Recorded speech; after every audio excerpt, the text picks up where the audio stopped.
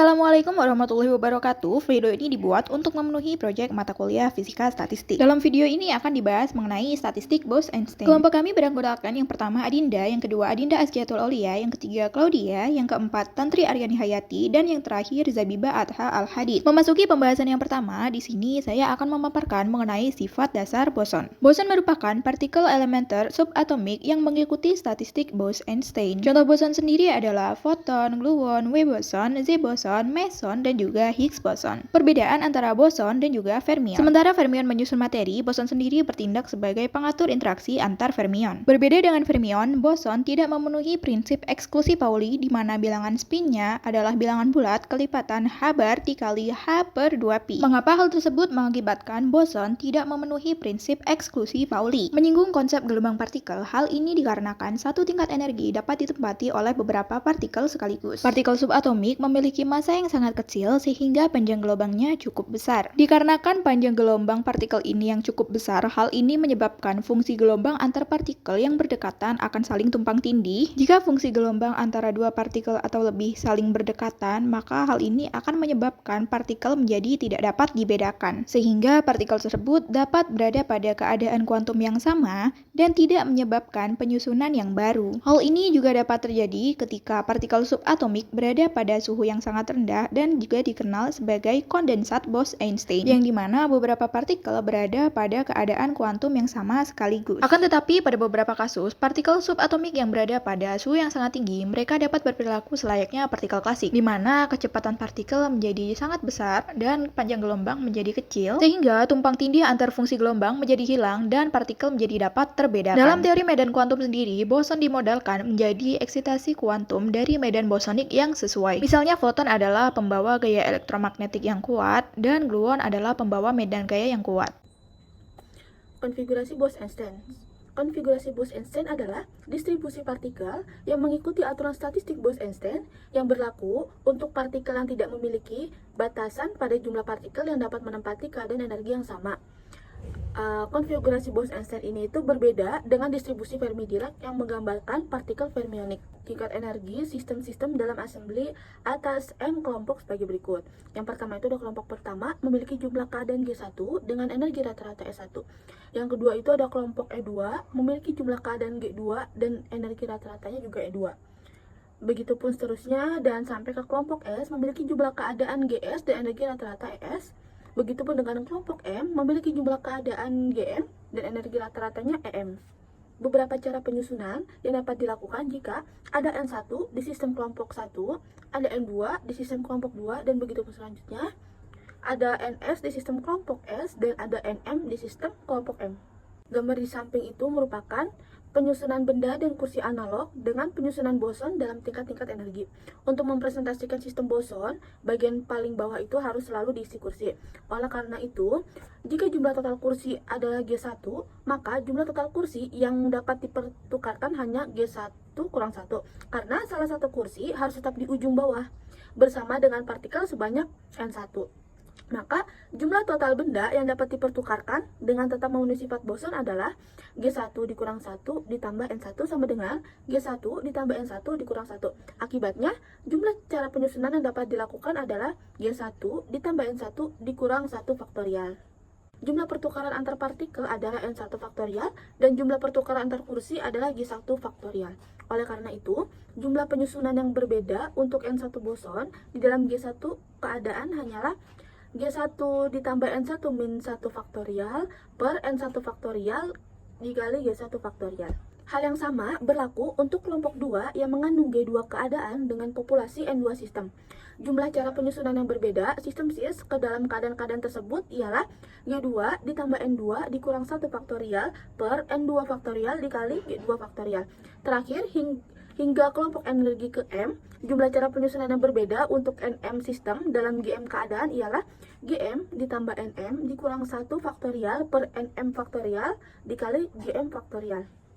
Akhirnya, jumlah total cara penyusunan yang berbeda secara bersamaan N1 sistem di dalam G1 keadaan, N2 sistem di dalam G2, NM sistem dalam GM keadaan ialah G1 ditambah N1 dikurang 1 faktorial per N1 faktorial dikali G1 faktorial dikali G2 ditambah N2 dikurang 1 faktorial per N2 faktorial dikali G2 faktorial dikali Gm ditambah Nm dikurang 1 faktorial per Nm faktorial dikali Gm faktorial sama dengan M Pi S sama dengan 1 Gs ditambah Ns dikurang 1 faktorial per Ns faktorial dikali Gs faktorial.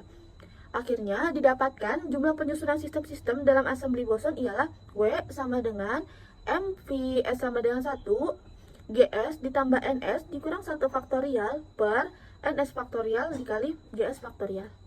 Oke, pada materi konfigurasi maksimum, kita mengetahui pada persamaan 5 bahwa W sama dengan Pi, S sama dengan 1 sampai M, GS plus NS min 1 faktorial per NS faktorial dikalikan GS faktorial. Dengan mengambil ruas kanan dan kirinya, kita dapat menentukan konfigurasi dengan peluang kemunculan paling besar, yakni sebagai berikut. Gunakan pendekatan Stirling untuk melakukan penyederhanaan sebagai berikut, yang menjadi ln NS faktorial setara dengan NS ln NS min NS. Dengan pendekatan tersebut, persamaannya menjadi ln W sama dengan sigma S sama dengan 1 sampai M, GS plus NS min 1, ln GS plus NS min 1, min GS plus NS min 1, dikurangi GS ln GS, plus GS min NS ln NS plus NS. Jumlah total sistem serta energi total assembly memenuhi N sama dengan sigma NS dan U sama dengan sigma NS ES. Untuk assembly yang terisolasi sehingga tidak ada pertukaran sistem maupun energi antara assembly dan lingkungan. Jumlah sistem maupun energi assembly konstan. Pembatasan ini dapat dinyatakan dalam bentuk diferensial berikut ini. Do N sama dengan sigma S sama dengan 1, do NS sama dengan 0, do U sama dengan sigma S sama dengan 1 sampai M, ES do NS sama dengan 0. Konfigurasi dengan probabilitas maksimum diperoleh dengan memaksimalkan ln W. Dengan memperhatikan constraint pada persamaan 5.8 dan 5.9, maka konfigurasi dengan probabilitas maksimum memenuhi do ln W sama dengan alpha do N plus beta do U sama dengan 0. Selanjutnya, dengan mengambil diferensial persamaan 5.7 diperoleh persamaan sebagai berikut. Yang apabila dihitung setiap suku yang ada pada persamaan 5.11 maka akan menjadi seperti berikut.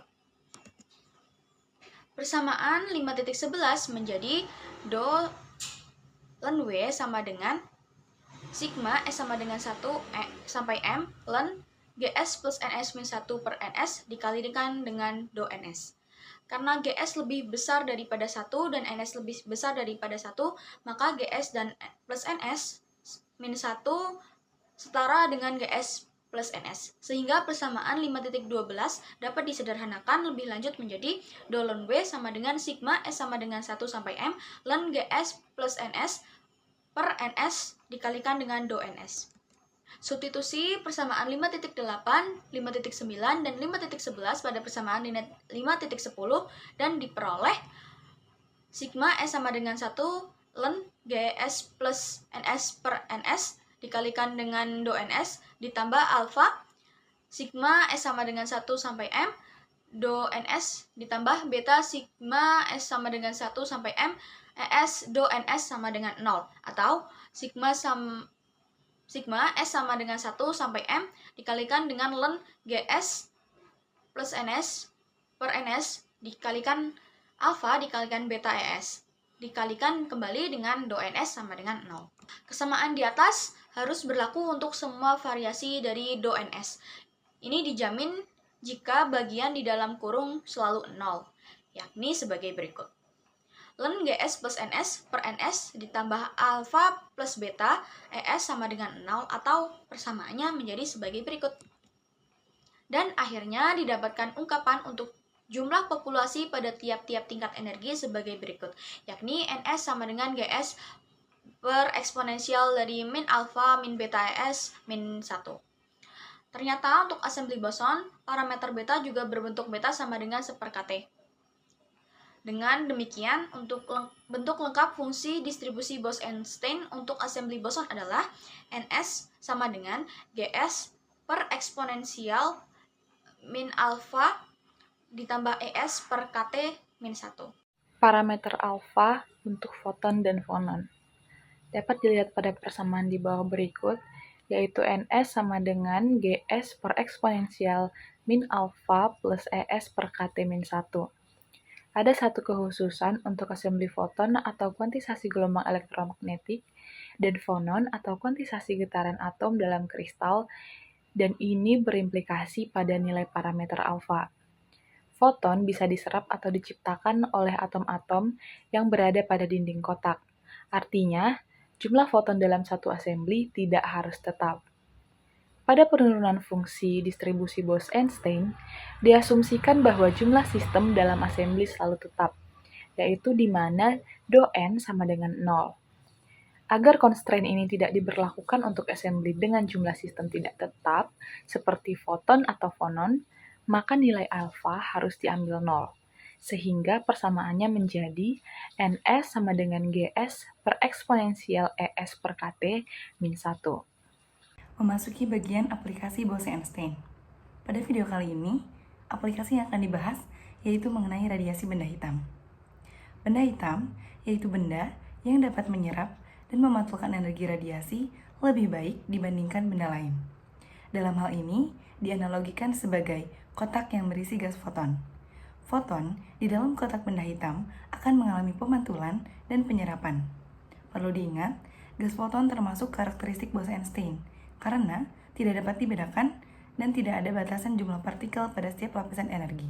Pemantulan dan penyerapan foton pada benda hitam tadi tidak diketahui nilainya secara pasti, tapi dapat diketahui distribusinya. Karena jumlah foton yang tidak konstan, diketahuilah nilai alfa sama dengan 0, sehingga memenuhi faktor Bose-Einstein untuk gas foton, yaitu 1 per eksponen E per Kt kurangi 1.